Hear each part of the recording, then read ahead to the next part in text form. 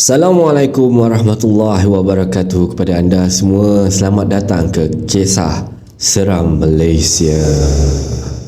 Jadi semua kisah-kisah yang saya ceritakan kat sini anggaplah sebagai satu hiburan saja.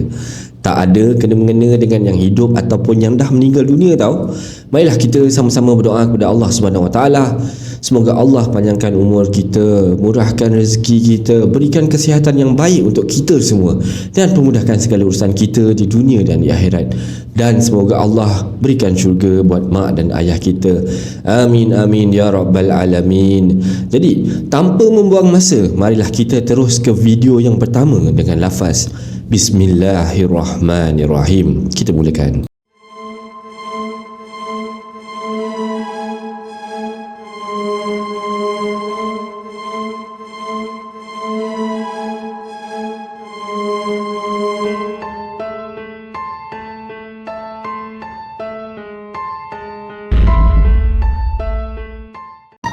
Selamat datang kembali ke peminat Kisah Seram Malaysia. Saya teruja untuk kongsikan kepada anda semua cerita seram yang jarang-jarang kita dengar mengenai hantu menurut kaum India ataupun hantu dekat dengan kaum India ni lah kan, di Malaysia.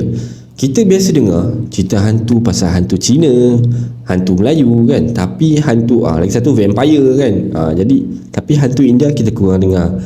Ini cerita-cerita yang saya nak cerita hari ni adalah kena-mengena sedikit ceritanya dengan hantu-hantu India ni lah ya. Pada kaum India, mana kalau misal kata apa yang saya cerita ni salah ke, tak kena ke kan? Harap betul kan? Tanpa membuang masa, mari kita mulakan. Okey, saya Zul daripada Selangor, Malaysia. Saya hendak berkongsi satu cerita sekitar 8 atau 9 tahun yang lepas. Ibu saya terkena gangguan. Tapi apa yang anehnya, semasa ibu saya terkena gangguan, kadang-kala dia terbungkuk-bungkuk ataupun duduk bersila sambil mulut tukumak kamit bagai membaca mentera dalam bahasa Tamil tau. Jadi pada mulanya ayah saya hanya cuba ubatkan ibu dengan membaca ayat-ayat suci yang ayah tahulah. Tapi tidak berhasil dan benda itu semua semakin lama semakin teruk gangguan pada mak saya lah. Akhirnya ayah saya mengambil keputusan untuk panggil seorang pakar perubatan. Hari ini ayah saya dah panggil dan esoknya baru pakar perubatan tu datang. Dia datang ke rumah saya bersama dengan 2 orang pembantu. Jadi bila pakar perubatan tersebut dan pembantu-pembantu beliau sampai kat rumah saya, yang saya yang berada kat pintu rumah pun mahu menjemput mereka masuk lah. Marilah masuk, macam tu lah. Ke dalam rumah, tiba-tiba terkejut apabila melihat pakar itu terbeliak biji matanya melihat ke arah pintu pagar rumah saya. Beliau mula membaca ayat-ayat suci sambil menutup mata dan terus meniup ke arah pintu rumah saya. Barulah ketiga-tiga tu masuk ke dalam rumah saya.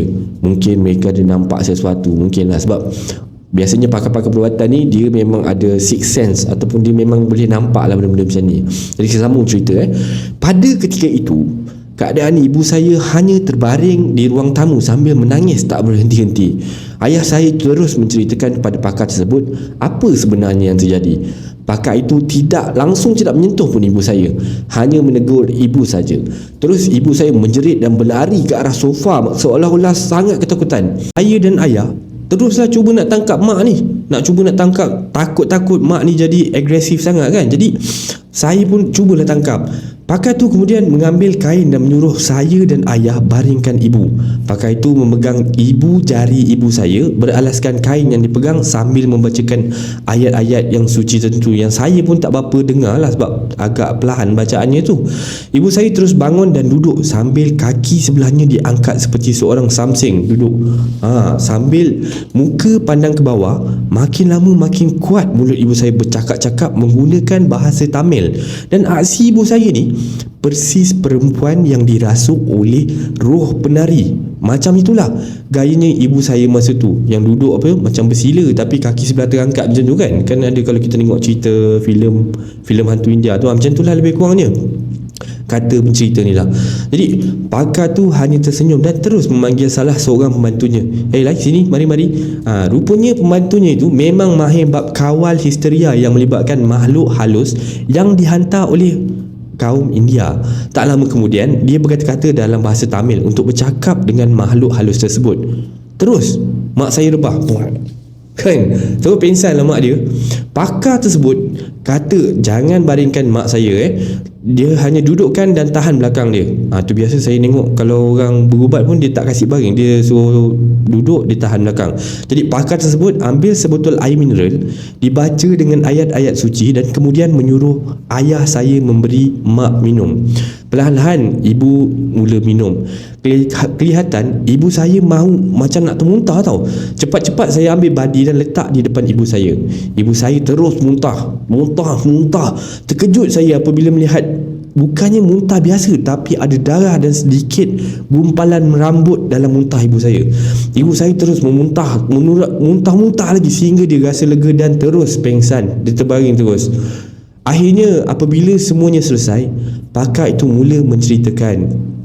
Rupa-rupanya ianya berpunca dari bekas jiran kami yang berbangsa India yang marahkan ibu.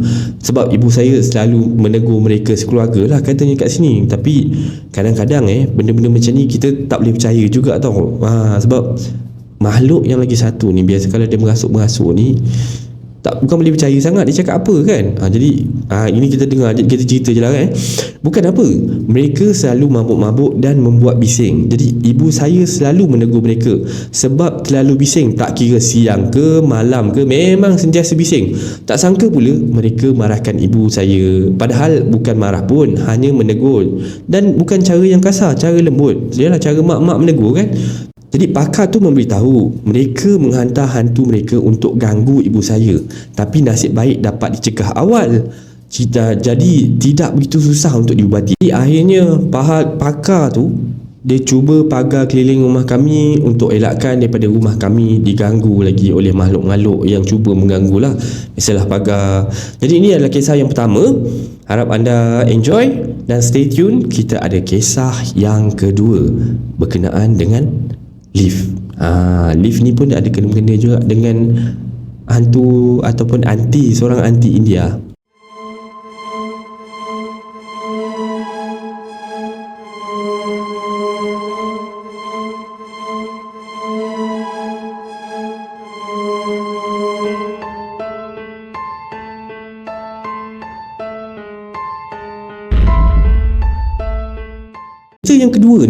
Cerita ni pula pasal lift rumah aku. Bukan rumah saya rumah saya tak ada lift. Rumah saya ada tangga je, tu pun tangga kayu. Okey, kita teruskan cerita pasal lift rumah aku. Cerita ini aku dapat tahu daripada mak aku yang diceritakan sendiri dari uncle yang kena gangguan ni. Cerita ni dah lebih sangat, dah lama sangat. Maaf aku rasa mungkin dah 20 tahun lebih. Masa tu uncle ni naik lift sorang-sorang waktu malam. Biasalah, baru balik kerja. Uncle ni tunggu lift ni dari tingkat G nak naik ke rumah dia ke tingkat 13 tau. Lift ni pun dah sampai, dia naik lah seorang diri. Lift pun naik dalam tingkat berapa tu. Lift tu tiba-tiba berhenti dan masuk seorang perempuan ni. Uncle tu pelik lah. Dia pandang perempuan tu dari rambut, pakaian sampai ke kaki berlumpur babe. Macam orang yang dah kena tanam tapi bangun balik. Macam orang dah kena tanam tapi bangun balik. Macam tu lah, berlumpur-lumpur. Dalam hati dia dah agak dah, perempuan ni bukan orang ni, kata dia. Nak kata nampak muka, uncle tu tak perasan. Sebab masa perempuan tu masuk, dia terus membelakangkan uncle duduk kat belakang tu, ataupun dia belakang dia lah. Jadi dia pandang ke arah pintu lift saja. Dia pandang depan, uncle tu kat belakang dia lah. Jadi sampai saja tingkat 13, dia keluarlah daripada lift tu. Ada juga dipandang belakang, tengok kenapa perempuan ni tak keluar. Sedangkan masa perempuan tu masuk lift tadi, dia tak tekan mana-mana butang pun yang dia nak naik. Jadi uncle tu dah rasa lah macam dah ni kan. Dia jalan ke arah rumah dia, tiba-tiba kaki dia dah tak boleh nak bergerak. Esoknya uncle tu demam. Lama jugalah dia tak pergi kerja, demam duduk kat rumah saja. Jadi ni kena gangguan dah ni. Okey, sambungan dia. Okey, cerita ni pula mesti korang semua tahu. Tahun lepas punya cerita. Ini tak tahu tahun bila siap masuk berita kat TV lagi. Pasal perempuan India mati jatuh lift. Seram tak? Yang mati ni anti India tau. Dia ni kira macam tukang sapu kat flat aku lah. Pagi tu dia nak pergilah buat kerja dia. Dia ni duduk kat tingkat 14. Dia tunggu lift nak turun ke bawah. Time lift dah sampai tingkat 14, dia pergilah masuk.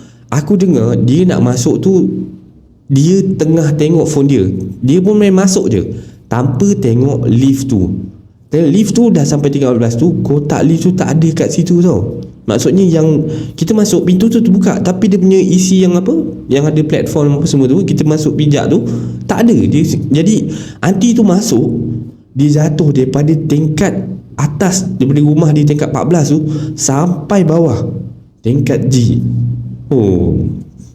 Jadi semua orang kat flat aku ni tak tahu yang ada orang mati dekat bawah lift. Sampailah ada bau busuk dekat lift tu. Paksalah tahan gak lah hidung bau kan. Jadi yelah, sebab tak tahu, semua macam apa benda bau ni. Naik lift tapi bau, tapi tak ada orang pun yang tahu apa benda bau ni. Jadi terpaksalah tahan gak lah hidung bau. Orang-orang kat sini ingat macam tikus ke apa benda lah, binatang-binatang yang mati yang kecil-kecil kan.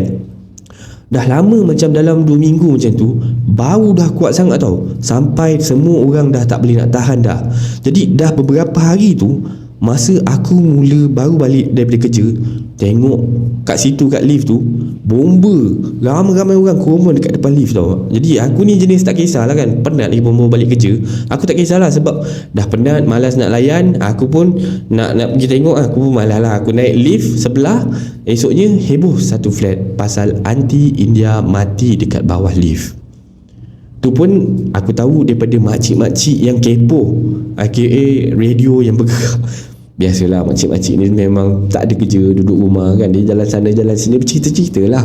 Jadi lift yang anti India tu mati lama jugalah kena tutup tau.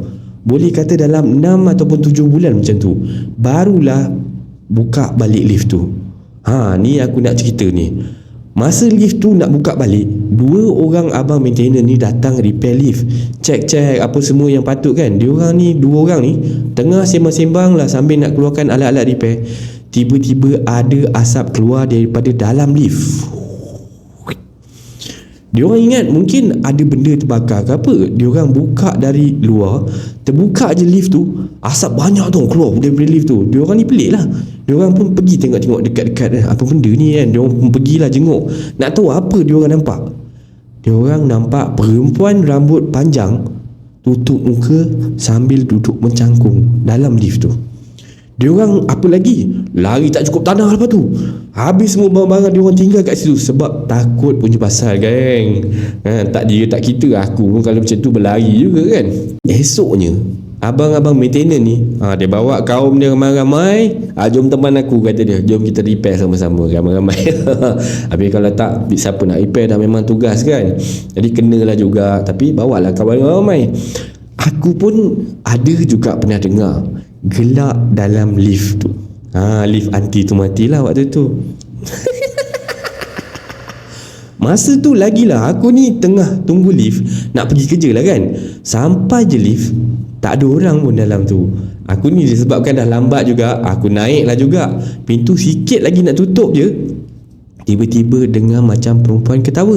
Tapi bunyi ketawa dia sayup-sayup. Aku pun apa lagi, tawakal je lah. Dalam hati ada gak lah fikir, kalau lift ni buatnya terberhenti, keluar pula Cik Han tu kan, mahu aku terkencing terberak kat situ. Dia dah nak pergi kerja ni waktu tu. Bacaan surah apa semua aku dah tak ingat dah. Alif bata je kata dia kan.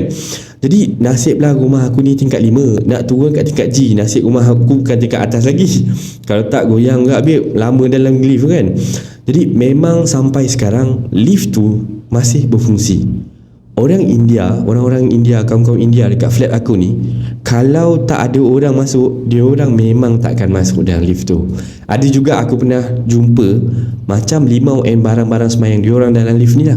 Kepercayaan orang India ni, kalau orang tu mati macam tak rela, dia orang akan sembahyang untuk si mati supaya dia dapat jumpa jalan nak pergi ke syurga dengan syurga dia orang lah Sebab sekarang ni si mati tengah tercari-cari arah nak pergi ke mana. Sebab itulah nampak macam-macam. Jadi kita ni bolehlah ternampak benda, orang kata apa, roh gentayangan. Dia siap letak PS kat sini korang kan, kalau naik lift tu hati-hati sikit. Manalah tahu ada orang teman kat sebelah. Kalau jumpa, salam kat dia. Okey. Ini adalah kisah yang kedua. Jadi saya nak teruskan dengan kisah yang ketiga. Harap anda masih lagi stay tune dengan kisah-kisah seram Malaysia. Jadi tanpa membuang masa, marilah kita ke kisah seram Malaysia yang ketiga.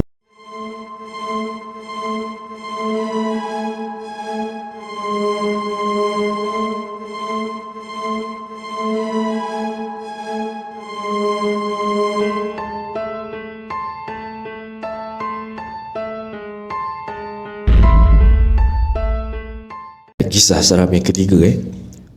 Aku tinggal bersama Tok Mat selepas kematian mami aku masa aku berusia 8 tahun.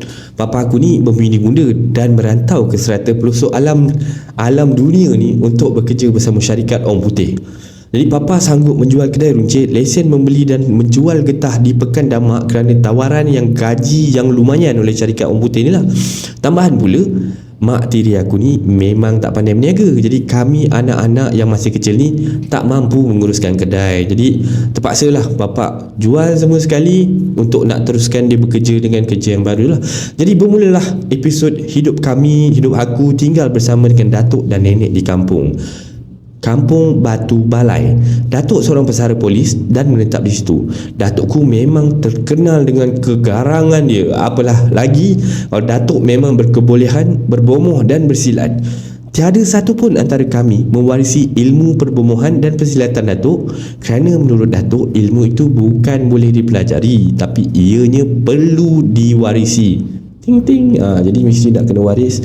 Ada something lah. Meskipun atuk aku ni dia seorang yang sangat garang, tapi dia memang sayangkan kami ni, cucu-cucu dia lah. Pernah sekali tu datuk aku membawa satu parang panjang pergi ke sekolah adik aku Hisham, adik aku nama Hisham kerana adik aku balik menangis sebab didera ataupun cikgu denda lah, bukan dera, berjalan itik kat sekolah, dan adik aku langsung tak boleh berjalan 2 hari selepas tu. Lintang pukang cikgu tersebut lari. Nasib baik tukang kebun yang juga kenalan rapat datuk sebarkan, kalau tak dah meninggal dunia. Dah meninggal dunia dah cikgu Cina perempuan tu. Tahu takut. Ni kalau zaman dulu biasa, kalau zaman sekarang kau jangan buat hal macam-macam nanti kan. Masa mood Datuk baik, ada juga aku kenen-kenen nak belajar silat. Datuk cakap tak payah belajar, dia pun tak belajar. Datuk dia pun tak belajar. Semua turun-temurun. Menurut Datuk, penjaga ataupun khodam ni keturunan akan diturunkan kepada mana-mana waris yang disukai, dan segala kemahiran bersilat, berbomoh yang akan dimiliki oleh waris tersebut.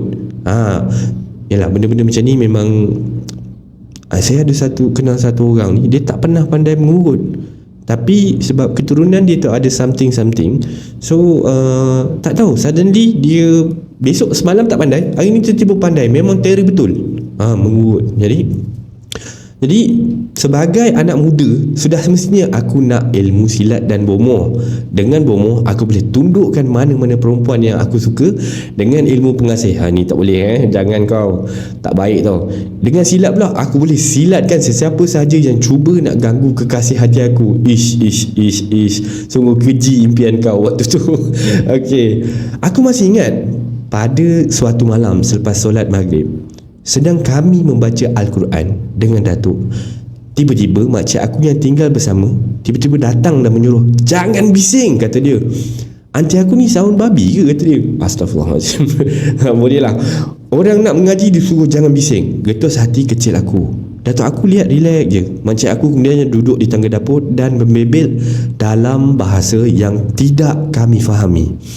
Datuk menyuruh kami berhenti mengaji dan menyimpan Al-Quran. "Yahoo!" kata dia kan. Tak payah mengaji malam ni, jerit hati kecil aku. Tapi dekat muka macam alamak, tak biasa, konon-konon lah berlakon. Biasalah budak-budak. Datuk suruh kakak aku ke dapur menyediakan sepiring beras bersama bawang putih yang ditumbuk dan beberapa butir lada sulah ataupun lada hitam lah. Aku membuntuti kakak ke dapur. Kakak sudah tahu apa yang perlu dibuat kerana kakak dari usia 30 hari kelahirannya memang tinggal dengan datuk dan nenek. Nak ikut dah masak dah dengan arahan datuk ni. Dia dah tahu dah semua. Piring berisi beras, bawang putih dan lada sulah bertukar tangan. Dia pun bagi semua ke atuk. Makcik aku tadi tu masih dekat tangga dengan muka yang ditundukkan ke lantai. Rambutnya menggerbang, tidak terurus. Sesekali makcik aku tu menarik-narik rambut dia. Datuk berdiri menghadap makcik. Tangan kiri memegang piring dan tangan kanan pula memegang sambil menggaul bahan-bahan tadi. Aku lihat mulut Datuk Tekumat Kamit membaca sesuatu dan sesekali menghembus ke piring. Aku, kakak dan nenek hanya memerhati, tengokkan apa benda Datuk aku buat ni. Kemudian Datuk menghembus ke arah makcik yang masih duduk kat tangga tu. Tiba-tiba makcik mengangkat muka dia ke arah Datuk. Wajahnya cukup bengis dengan mata yang dijenggilkan. Aku juga cemas, tak pernah lagi aku lihat rupa makcik aku tu buruk macam ni sejak aku tinggal bersama dengan mereka. Memang tak pernah tengok muka makcik aku macam ni tau.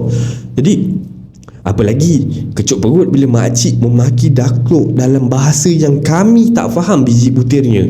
Macam tu lah, saya pun tak tahu apa yang dia cakap bahasa apa kan. Lagi aku kecut sampai ini censored, telur masuk dalam lah apa benda, bila suara makcik dah berubah jadi garau, jadi suara lelaki tau. Datuk melempar gaulan beras bersama ladi hitam dengan bawang putih tadi tu. Makcik bingkas bangun dan merenung Datuk. Datuk masuk tenang je, relax je. Datuk terus membaca mentera dan Datuk menjerkah makcik supaya duduk. Makcik duduk, tapi mukanya masih garang dan matanya masih cengil. Datuk terus melemparkan beras ke arah makcik. Datuk mendapati makcik dan terus memegang ibu jari kaki kiri makcik. Makcik terus mengadu, aduh, kesakitan dan berteriak dalam bahasa yang tidak kami fahami. Mau tak faham, makcik cakap bahasa Tamil. Datuk mengarahkan makhluk yang bersembunyi dalam tubuh makcik itu bercakap bahasa Melayu. Apa kebodoh punya hantu, kita kan duduk Malaysia, cakap bahasa Malaysia lah, kata Datuk lah. Itulah kan, masa sebelum dia jadi hantu dulu kan dia pergi sekolah, jadi mestilah dia belajar bahasa Melayu, sebab semua sekolah mengajarkan bahasa Melayu sebagai bahasa ibunda ataupun bahasa Malaysia, bahasa rasmi kat Malaysia, bahasa pengantar kata dia kan. Jadi makhluk tersebut masih marah-marah dalam bahasa Tamil dan Datuk terus menenyeh-nenyeh ladi hitam ke kaki makcik sambil merayung, ayo. Tak tahulah, mungkin itu macam kelakor mana, tapi yang betul lah bahasa selebihnya adalah bahasa Tamil. Aku pun tak faham. Dalam hati aku kagum dengan makcik, tak sekolah Tamil pun boleh cakap Tamil, hebat kata dia. Okey. Setelah diasak, makhluk gaib itu mula berkomunikasi dalam bahasa Melayu. Datuk pun mula bertanya, siapa kau? Aku nama dia dah lupa lah juga. Aku macam tu lah So, kau datang daripada mana? Atau aku cakap, ini rumah aku, kata dia. Ini rumah aku. Mana rumah kau? Ini rumah aku. Awak duduk rumah aku. Tok Mat, kalau ini rumah kau, kenapa baru sekarang kau muncul? Mana ada, aku sunyi juga duduk. Awak orang ambil ini tanah aku, kata dia. Aku dah beli tanah ni sekarang. Ini tanah aku, ini rumah aku. Rumah kau sekarang dekat mana? Aku rumah bawah pokok itu mangga. Aku sama bini dulu sana, kata dia. Kau duduk situ, kenapa kacau anak cucu aku? Kata dia. Awak punya anak sudah kacau rumah aku. Aku tak nak kau duduk situ. Aku minta maaf. Sekarang kau balik rumah kau. Jangan kacau anak cucu aku lagi. Kalau kau datang lagi, aku bunuh kau. Suara Datuk sangat-sangat tegas waktu tu. Okey, aku balik tu bawah pokok aku punya rumah. Jangan kacau aku punya rumah. Kotor punya jam, jangan mari aku punya rumah. Tok Mat, sudah, kau balik sekarang. Tok Mat aku ni pun Tekumat Kamit membaca mentera dan dada makcik aku terlihat berlombak-lombak. Kemudian makcik aku mula hendak rebah dan cepat-cepat disambut oleh Datuk. Datuk kemudiannya meminta air masak dari kakak. Datuk membaca sesuatu dan meminum air tersebut. Datuk aku dahaga rupanya kerana melayan makhluk tu berborak. Sangkaan aku meleset. Datuk menyemburkan air ke dalam mulutnya ke muka makcik. Makcik mula sedar tapi masih lemah. Baki air jampi tadi diberikan untuk makcik minum. Setelah beberapa ketika, semangat makcik mula pulih dan nenek menemankan makcik ke biliknya. Jadi bila semua dah kembali pulih, Datuk menyuruh kakak membuatkan air Nescafe susu kegemarannya. Sambil minum, Datuk mula bercerita bahawa memang tanah rumah Datuk memang dibeli daripada orang India. Datuk juga dulu tahu tanah tu memang terdapat 2 kuburan India yang mati masa zaman komunis dulu. Ni zaman dululah. Biasanya makhluk halus dan syaitan ni akan mengganggu anak cucu Nabi Adam bila kita alpa ataupun kita dalam keadaan yang tidak bersih, dalam macam ada haid ke, nifas ke ataupun berhadas kan. Jadi cara dia sebenarnya ialah kita pun tak boleh nak elakkan benda-benda macam ni. Jadi elakkan daripada tempat-tempat yang kita main kat tempat-tempat yang bukan-bukan lah tapi kalau kita duduk kat bandar ni biasa kurang lah tempat-tempat macam tu. Okey, berakhirlah kisah seram Malaysia untuk kali ini. Saya harap anda terhibur. Minta maaf kerana kisah kali ini agak pendek saja.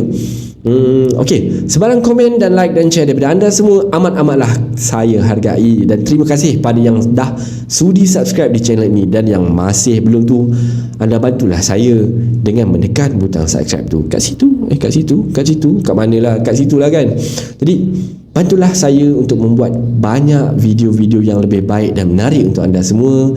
Setiap yang kali anda tekan subscribe tu, bila saya tengok, ya Allah, gembiranya. Walaupun saya baru dalam bidang ni, tapi bila tengok subscribe, jumlah subscribe bertambah, ada yang like, ada yang komen, bagi saya semangat. Memang hari-hari saya rasa saya nak buat cerita, nak buat video yang menarik untuk anda. Jadi terima kasih semua.